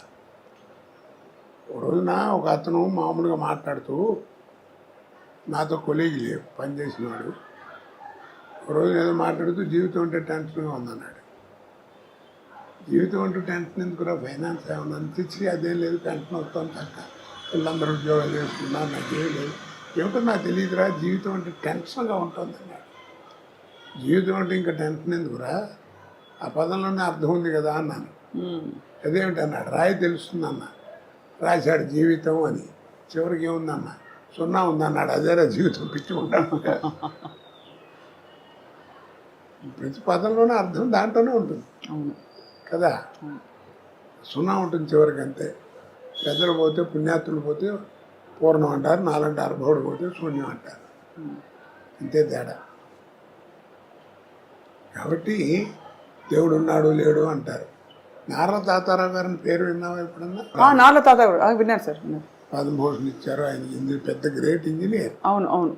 ఆయన పేరుతో ఇప్పుడు మనకి బెజవాడ వెళ్తుంటే ఇబ్రహీంపట్నం దగ్గర, రింగ్ రోడ్ దగ్గర నారా తాతారావు థర్మల్ స్టేషన్ అని ఉంటుంది. అంత పెద్ద గౌరవం ఉన్నవాడు, విద్వత్ ఉన్నాడు. రామారావు టైంలో ఎలక్ట్రిసిటీ బోర్డు చైర్మన్ కూడా చేశాడు. ఆయన ఎందుకు ఇచ్చారు మరి నీకు ఇంత బిరుదు అని అడిగామనుకో ఏమంటారు, నేను కరెంట్ క్రియేట్ చేశానంటాడు. కరెంట్ క్రియేట్ చేశాను, కరెంట్ లేకపోతే ప్రపంచం లేదు ఇవాళ, తెలుసు కదా నీకు. అవును. మరి ఆయన దగ్గరికి వెళ్ళి కరెంట్ క్రియేట్ చేశారని కదా నీకు ఇంత ఇచ్చారు, మరి నీ పిల్లలు లేరంట కదా అన్నావు అనుకో, ఎవరు చెప్పారు రేడు మా పెద్దబాయ్ అంటాడు. మరి ఇది వాడి క్రియేషనేగా. అవును. మరి నీ కొడుకుని చూపించావు కదా, ఇది నీ క్రియేషను. మరి కరెంట్ నీ క్రియేషనే కదా, నీకు ఇంత గౌరవం అందుకే జరిగింది. ఆ కరెంట్ చూపించమని అడగని చూపిస్తాడేమో, చూపించగలడా? కాబట్టి దీంట్లో అర్థం ఏంటి, the power which is created by you, the power which is created by you, which you cannot see, which you cannot touch, that power is a god. అది నువ్వు అల్లా అనుకో, జీసస్ అనుకో, ఏమనుకుంటావు అనుకో, power is a god, G O D god. Such a beautiful revolution sir. మీరు చెప్తుంటే నిజమే అనిపిస్తుంది కదా సార్. చెప్పగలడా? చూపించలేడు. అక్కడ దాకా ఎందుకు పోయిన అంత ఎక్స్ప్లెనేషన్ అక్కడ simple. Without X there is no mathematics. అవునా? ఎక్స్ లేదే మ్యాథమెటిక్స్ లేదు. అవును. వాట్ ఈజ్ ఎక్స్ చెప్పండి, వాట్ ఈజ్ ఎక్స్? మనం ఏరిస్తే అదే. ఎక్స్ బదులు వై పెట్టు, వాట్ ఈజ్ వై? నువ్వే క్రియేట్ చేసావు దాని గురించి చెప్పలేవు. The power which is created by you, which you cannot see and touch, that power is a god. వాడే భగవంతుడు. అందుకే రూపాలను ఊహించుకు పెట్టుకోవడం తప్ప మనం ఎవరు చూడలేదు. ఈ డిస్కట్లు ఊరికే 8 నిమిషాలు ఉంటాయి, 7 గడ్డాలు ఉంటాయా, ఇవన్నీ పిచ్చి మాటలు. ఎవరి తత్వం వాడిది, నా నమ్మకం అది. అవును. నేను దేవుడి ధ్యానం చేసుకునేటప్పుడు నేను జయమాలితో జ్యోతిలక్ష్మితో బోలు సినిమాలు చేశాను. నాకు వాళ్ళ జ్ఞాపకం రాకుండా మనసులోకి అందుకని ఏదో ఒక విగ్రహం పెట్టుకుని దేవుడు అనుకుని కాన్సన్ట్రేషన్ కోసం పెట్టుకుంటున్నాను. అంతేగాని నాకు నేను చూశాను వాళ్ళతో తిరిగాను కాదు దేవుడితో. ఎట్ట మర్చిపోతాం? నేను ఇండస్ట్రీకి వెళ్ళినప్పుడు కొత్తలో ఆయన శత్రు డైరెక్టర్ సత్యమూర్తి గారు, ఆయన డైరెక్టర్, ఒక సారాగొట్టు ఆపరేటర్ వేషం నాది. అది ఓపెనింగ్కి డ్యాన్స్ గురించి పాట పెట్టాడు. నాకు తెలీదు ఇవాళ పాట ఉందా, నువ్వు కాసేపు నైట్ పని చేయాలని చెప్పాడు. సర్లే అనుకుని వెళ్ళాం. వెళ్తే ఏదో మ్యూజిక్ వేసారు, అయిపోయింది. కోట రాని వాళ్ళిద్దరు వస్తారు, డాన్సులు రాగానే ఇట్లా లేవాలి అని అన్నాడు. సరే అని ఇట్లా లేద్దామని రెడీగా రిహార్సల్ చేసి కూర్చున్నాను. తక్కువ యాక్టప్పుడు జ్యోతిలక్ష్మి జయమాలి ఇద్దరు వచ్చారు. ఎదురు వచ్చి నా తోళ్ళ మీద కూర్చున్నారు. నాకు ఎట్ట ఉంటుంది, సినిమాలు ఎట్ట చూసాను, అంతే కదా. 10 టేకులు తీసుకున్నా. ఏమయ్యా ఏందంటాడు. అప్పుడు జ్యోతిలక్ష్మి గారు అంది, మీరున్నాను నేను చెబుతాను, ఏమండి నీకు ఆశ్చర్యం వేస్తున్నావునా? అవునమ్మా, నాకు అసలు ఆశ్చర్యం మీతో నేను కళ్ళ కూడా అనుకోలేదంటే, అది అంతేనండి అందరూ అనుకుంటారు. పర్లేదు, ఏం పర్లేదు అని కాసేపు సరదా మాట్లాడి అంటే మేము మళ్ళీ టేక్ అయిపోయింది. తర్వాత 10 సినిమాలు చేసాం ఇద్దరం కలిసి. అది వేరు సంగతి చెప్తున్నా. అలాంటి భావాలు ఏం రాకుండా ఏదో పెట్టుకుని ఓ దేవుడు అని చూసుకుని ఒక విగ్రహం పెట్టుకుని ఊహతో పెట్టుకునేది, అంతేగాని దానికి ఇదేం కాదు. అందుకే అంటారు పెద్దలు ఏమని చెప్పాడు, మనసు ఫ్రెష్గా ఉండాలి, అంతేగాని స్నానం చేసేవా లేదా, అది చేసేవా లేదా, ఇవన్నీ కాదు, మనసు ఫ్రెష్. శంకరాచార్యులు వారు చెప్పాడు, మనకి బంధువులు లేరన్నాడు. అర్థమైందా? బంధువులు లేరు. మీ నాన్న నీవు ఇంత పైకి రావడానికి ఎంత కష్టపడి చేశాడు, వాడు చేసి వెళ్ళిపోతాడు, చేతులు గడుకులు వెళ్ళిపోతాడు. నీ పిల్లలు నువ్వు చేస్తావు, నువ్వు వెళ్ళిపోతావు. ఇట్స్ వ్యాపారం. కాబట్టి మనకి ఇదేం లేస్తాను. మరి ఎవరు బంధువులు ఉన్నారన్నాడు. మరి ఎవరు వాళ్ళు? కానీ వాటికి రూపం లేదన్నాడు. ఆ బంధువులకి ఆకారం లేదు, కానీ బంధువులు ఉన్నారు మనకి. ఎవరు వాళ్ళు? సత్యం మాత. సత్యం అనేది నీ తల్లి, పితా జ్ఞానం, నీ జ్ఞానం అనేది తండ్రి. సత్యం మాత, పితా జ్ఞానం. ధర్మో భ్రాత, నీ ధర్మగుణం నీ సోదరు, తోడబుట్టినవాడు. దయాసఖ, నీ దయాగుణం నీ స్నేహితుడు. శాంతి పత్ని, నీ శాంతి గుణం అనేది నీ భార్య. క్షమాపుత్ర, క్షమాగుణం అనేది నీ పుత్రుడు. షడైతే మా బాంధవ, యారేరా నీ బంధువుడు అన్నాడు. సత్యం మాత, పితా జ్ఞానం, ధర్మం భ్రాత, దయాసఖ, శాంతి పత్ని, సమాపుత్ర యారుగా నీ బంధువులు. అందుకని గుండె మీద చేసి చెప్పు అంటాం మనం పెద్దవాళ్ళు. రాత్రులు పడుకున్నప్పుడు మనిషి బాగుపడాలంటే ఏం చేయక్కర్లేదు, అలా పడుకుని గుండె మీద చేసుకుని ఇవాళ ఈ ఆరుగురితో ఎలా ఉన్నాను నేను అని ఆలోచించుకో, చాలు నువ్వే బాగుపడతావు. ఎలా ఉన్నా, మంచిగా ఉన్నాను, చెడ్డగా ఉన్నాను ఏంటో నాకు నీకే తెలుసు. ఇక్కడ నీ క్వశ్చన్ ఆయన చెప్పాడు, సమాధానం కూడా ఆయన చెప్పేశారు. అవును, అది జీవితం. కాచి వడబోస్తారు సార్ జీవితాన్ని మీరు అద్భుతంగా. వ్యక్తిగతంగా అలాగే మీరు అన్ని రసాలు చూశారు. విషాదం చూశారు, సంతోషం చూశారు, విజయం చూశారు. మరి నేను పడ్డ బాధలు ఎవరన్నా పడ్డారు? నీకు తెలుసు కదా అన్ని. అవును సార్. మరి నా కీర్తి ప్రదేశాలు అంత గొప్పగా ఇచ్చాడు, బాధలు అలా ఇచ్చాడు. నా అదృష్టం ఏంటంటే ఈ రెండింటిని తట్టుకునే గుండె ఇచ్చాడు. వాటి ఇస్తే తాగిపోతే ఎప్పుడో నాశనం అయిపోయాడు. మంచి జీవితాన్ని ఇచ్చాడు. ఎంత మంచి జీవితం చూడు, ఎట్టక్కల చెయ్యి. ఇంకా ఏదో ఎవరినో వస్తే ఒక రూపాయి సాయం చేసే పరిస్థితి ఉంటాను. అలాంటి జీవితం ఎంతమంది నాయన బలాన్ని పీరియడ్ కొంచెం బాగాలేదు జాగ్రత్త అని చెప్తుంది అంతే. అంతేగాని ఈ క్షణం బాగుండదు, ఇది బాగుండదు, ఇది బాగుండదు అని ఎవడు చెప్పలేడు. కాస్త జాగ్రత్తగా ఆ పీరియడ్లో ఉండటం కోసం నీకు గైడెన్స్. కానీ అసలు జీవితం అది కాదు. నీ లైఫ్ స్పాన్ ఎవరు చెప్పలేరు. అవును. ఎందుకంటే నువ్వు తల్లి కడుపులోంచి బయటపడి భూమి మీద పడంగానే కేర్ మనం అరుస్తాం కదా, ఏడుస్తాం. అవును. ఇక్కడ కేర్ మనగానే పైన బేరం అనే డేట్ ఫిక్స్డ్. కేర్ మనటం పైన బేరం అనే డేట్ ఫిక్స్డ్. ఇక దాన్ని మార్చేది లేదు. ఇక్కడ నుంచి అక్కడ ఈ ప్రయాణం కావద్దు. నీ ఆర్థిక స్థితిని బట్టి ఫస్ట్ క్లాస్లో వెళ్తావు, సెకండ్ క్లాస్లో వెళ్తావు. దాంట్లో ఇంత అన్యోన్యమైన దాంపత్యం కొనసాగించడానికి సార్ మూల రహస్యం ఏంటి సార్? ఇది ఇంతే జీవితం అని ఎవరికాళ్ళు చదువుకోవడం అండి. ఆ పాట మీరు మళ్ళీ పాడతారా సార్? ఎవరైనా వచ్చి మీకు చెప్తే భద్రం బీ కేర్ఫుల్ బ్రదరు. అది ఎప్పుడో పాడామా, మనం పాడామా, శ్రీగారు పాడాడు. అవును. అంటే ఆయన గోపాల అది నీకు తెలియదు. మీకు ముందు పరేష్ రాజుతో చేయించారు, అది బాగాలేదని మళ్ళీ నాతో చేయించారు. అదే ఆ పాట సార్. ఆ పాత్ర అదే గొప్ప సీక్రెట్ చెప్పారు సార్. అది అంటే చాలా మంది తెలిసి ఉండొచ్చు కానీ ఏమండి, సాగితే గొప్ప అండి, సాగిపోతే మ్యారేజ్లు ఏంటి తలకాయ చెప్పండి. అదే అది సర్దుబాటులో సంసారం ఉంటుంది. అవును. ఇద్దరు పిల్లలు పుట్టిన తర్వాత ఇంకా 4 ఏళ్ళు 5 ఏళ్ళు సంసారం చేసి డైవర్స్ ఏమిటండి? ఆ మాట అంటే ఏంటంటే మా ఇద్దరికి కెమిస్ట్రీ కుదరట్లేదు, ఏదో వేవ్ లెంగ్త్ కుదరట్లేదు. ఏది వేవ్ లెంగ్త్ కుదిరింది? పెళ్ళి ఇన్నాళ్ళు అయితే 5 గదిలో జరిగే సంబంధం ఎవరు చెప్తాడు?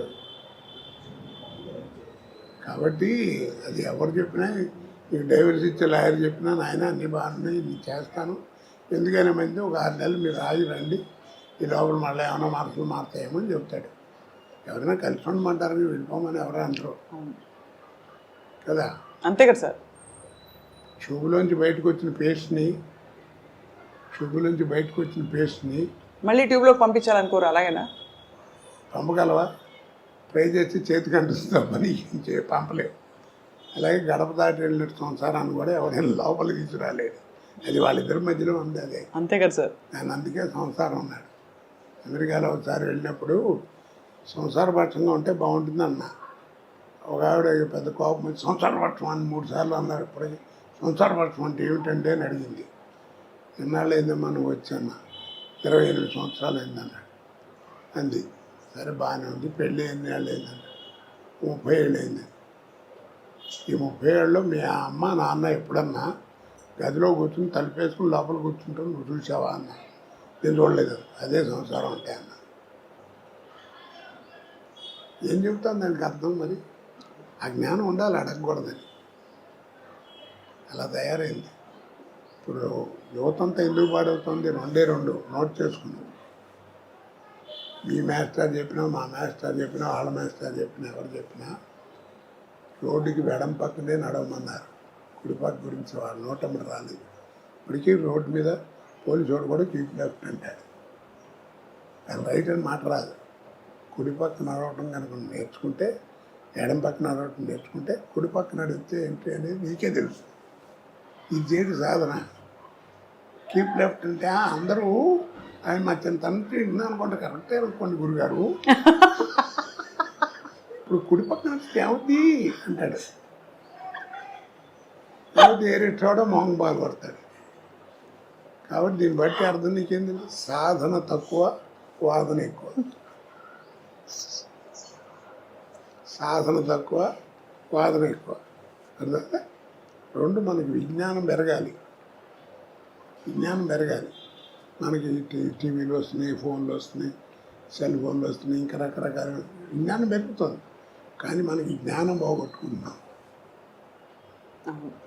అమ్మ అని పిలవాలనే జ్ఞానం పోయింది. అది తప్పు కదా. అవును. మాతృభాష అన్నారు, అరం వాడికి అరం, తెలుగు వాడికి తెలుగు, తమిళ వాడికి తెలుగు. వాళ్ళ మాతృభాష ఎవరు కాదు, తల్లితో సమానం అన్నారు. తల్లి పదం ఎంత గొప్పది, మనకి తెలియకుండానే ఎవరిని నేర్పకుండానే. మనకేదైనా అనుకోకుండా దెబ్బతింటే అమ్మ అంటాం. ఎందుకంటాం కదా. అమ్మ ఎంత గొప్పది. తండ్రి ఒక ఏజ్ వచ్చిన తర్వాత వాడు నేర్పేది జ్ఞానం. తల్లి అట్ట కాదు, నువ్వు ఒక ఏజ్ వచ్చేంత వరకు నీకు నేర్పేది ఆల్ ఇంగ్స్ నేర్పేది mother. Talking, drinking, walking, setting అన్నీ నేర్పేది మదరే, తల్లి. బిడ్డ ఎదుగుదలకి మాతృస్థన్యం ఎంత అవసరమో, బిడ్డ ఎదుగుదలకి మాతృస్థన్యం ఎంత అవసరమో, బిడ్డ మానసిక వికాసానికి మాతృభాష అంత అవసరం. ఇవన్నీ తెలుసుకోవాలి. ఎవరు చెప్తాడు వాళ్ళ కుర్రాడు? చెప్పేవాళ్ళు లేడు, వినేవాడు అంతకంటే లేడు. అసలు ఎన్ని విషయాలు సార్ మీరు అసలు అలవోకగా మీరు ఎన్ని సందర్భాలు ఇలాంటివి చెప్పారో తెలియదు, కానీ మీకు మీ భాష కానీ మీ ఆలోచన కానీ సార్ నిజంగా ధన్యులం అవుతున్నాం అందరం. అది కూడా మంచి కామెడీతో చెప్తున్నారు, అందరికీ అర్థమయ్యేలాగా. దీన్ని చదవాలంటే రామాయణ భారతాలు చదవక్కర్లా. ఈ జీవితాన్ని వాడు ఏం మారట్లేదని చంపేస్తున్నాడు కుర్రాడు అంటే వదిలేవయా, వాడి జీవితమే వాడిని నేర్పుతున్నాడు అంటారు పెద్దవాళ్ళు కదా. అడే నేర్చుకుంటాడు ఏమనుకోతే. అవసరం మనిషిని అంత పని ఏం చేస్తుంది. సార్ చివరిగా ఒక మాట, మీరు బ్యాంకులో పనిచేశారు కాబట్టి ఈ తరం వాళ్ళకి డబ్బులు ఆదా చేయడం ఎలాగా? అనవసరం ఖర్చులు మానేయడం బెటర్, సింపుల్. దాచుకోవాలా డబ్బులు? అంటే చైనా వెళ్ళాను, వెళ్ళినప్పుడు చైనా అంటే మనకంటే జనాభా ఎక్కువ, పూర్ కంట్రీ ఉంది కదా. అక్కడికి వెళ్తే పెద్ద స్వర్గంలో ఉంది. నాకు అనుమానం వచ్చి అక్కడ అడిగితే అక్కడ ఫైనాన్షియల్ కంట్రోల్ అంటే మన ఫైనాన్స్ మినిస్టర్ మేము విన్నది ఇలా అండి, ఇంత మార్పు వచ్చింది, స్వర్గంలా ఉంది, what is the secret behind it అని బోర్డు మీద ఒక సెంటెన్స్ వేశారు. No secret, we live according to our earnings అన్నాడు. డ్రైవర్ ఎలా ఉండాలి, డ్రైవర్ వాడే అలా ఉండాలి. అంతేగాని మా ఓనర్ అబ్బాయి వాళ్ళ అబ్బాయి టీవీ చూస్తున్నాడు కాబట్టి నేను కూడా కొనాలంటాయి. అని లోన్లు పెట్టడం, ఇన్స్టాల్మెంట్లు కొంటాం, చేసుకుంటే ఎవరు నువ్వే నష్టపోతావు. చాలా గొప్ప మాట సార్, ఇది చాలా అవసరం ఈ తరానికి. అందుకే అంత సూటిగా అడిగాను sir. We live according to our earnings. నా సంపాదన బట్టి నేను బతుకుతాను. టాలీవుడ్లో తెలుగు చిత్ర పరిశ్రమలో ఈ డ్రగ్స్ బాగా ఇప్పుడు వ్యాపించి కేసులు అవుతున్నాయి కదా సార్. ఏం డ్రగ్స్ ఏముంది, నువ్వు చేసుకునేది దాన్ని. అందుకే మాదక ద్రవ్యాలు అన్నారు. ఆ రోజుల్లో కూడా ఉంది, వ్యభిచారం ఉంది. ఉందా సార్? ఆ రోజుల్లో ఏమో మా చింతనంలో ఏదో ఒక గ్రామం, ఒక విలేజ్, దానికి ఒక పద్ధతి, ఒక ఇది ఉండేది. ఇప్పుడు అక్కడ దాకేందుకు మన వాళ్ళు పర్మిట్ అని పెట్టారు మందు తాగడానికి. అది మరీ ఒక్కళ్ళ కూర్చుంటే అయితే బాగుండదని కొన్నాళ్ళు అయ్యేటప్పటికి కాస్త నలుగురు కలిసి సరదాగా ఎంజాయ్ చేస్తే బాగుంటుంది, అనవసరంగా అలాగే ఉండవని క్లబ్లను పెట్టారు. ఇప్పుడు ఆ క్లబ్లు పోయి పబ్బులను పెట్టారు. ఇప్పుడు ఆ పబ్బులు పోయి 4 కోట్లు పెట్టి ఇల్లు కట్టాడు అనుకోండి, మా ఇల్లు చాలా బాగుంటుందండి ఆయన అన్నీ చూపించి, ఇది మా ఇంట్లో ఇది పబ్ హౌస్ అంటాడు. అది గొప్ప, అక్కడ బార్ ఉంటాయి, అదే ఇంట్లో బార్ పెట్టాడని గొప్పగా చెప్తాడు మనకి. మా ఆయన రోజు నన్ను కొడుతున్నాడు, తాగి వచ్చి దాగితే దాని పిల్లలు అయింది అనుకోండి, ఏమవుతుంది అది బతుకు. అది మర్చిపోతున్నారు. మా ముందు కాబట్టి కట్టించామనుకున్నారు. అదేంటి మాదక ద్రవ్యాలంటే మాదకం చేసుకుని తాగితే బ్రెయిన్ పనిచేయదు.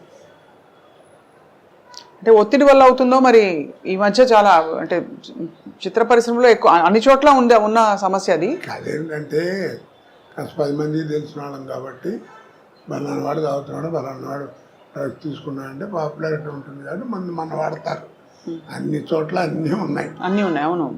సరే, ఎన్టీ రామారావు గారిని మీరు ప్రస్తావించారు కదా. రామారావు గారి కాలంలో ఆయన మనవడైన జూనియర్ ఎన్టీఆర్ ఇప్పుడు దేవర సినిమా కూడా రిలీజ్ కాబోతోంది. సో ఆయన నటన కొంత ఏమున్నా నేను అతను గురించి ఒకటేనండి ఎప్పుడు చెప్పేది ఒకటే.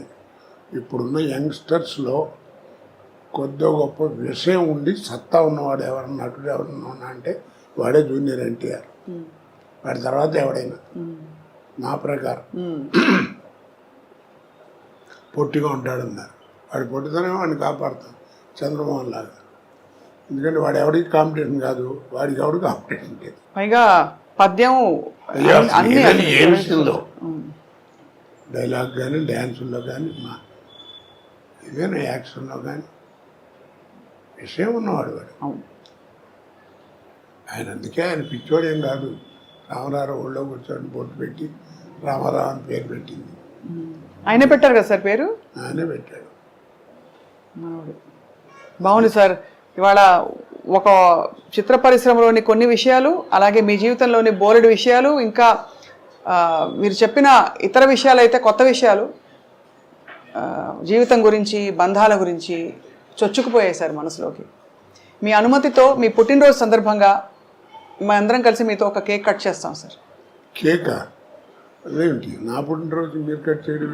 అంటే మీరు కట్ చేస్తే మేము మీ అందరూ తినవా? తింటాం కూడా సార్. జన్మదినమిదం ఐ ప్రియ సఖే శంతనూతు తే సర్వదా ముదం ప్రార్థయామహే భవశతాయుషీ ఈశ్వర సదా త్వాం చ రక్షతు పుణ్యకర్మణా కీర్తిమార్జయ జీవనం తవ భవతు సార్థకం. Happy birthday to you, happy birthday to you, happy birthday sir.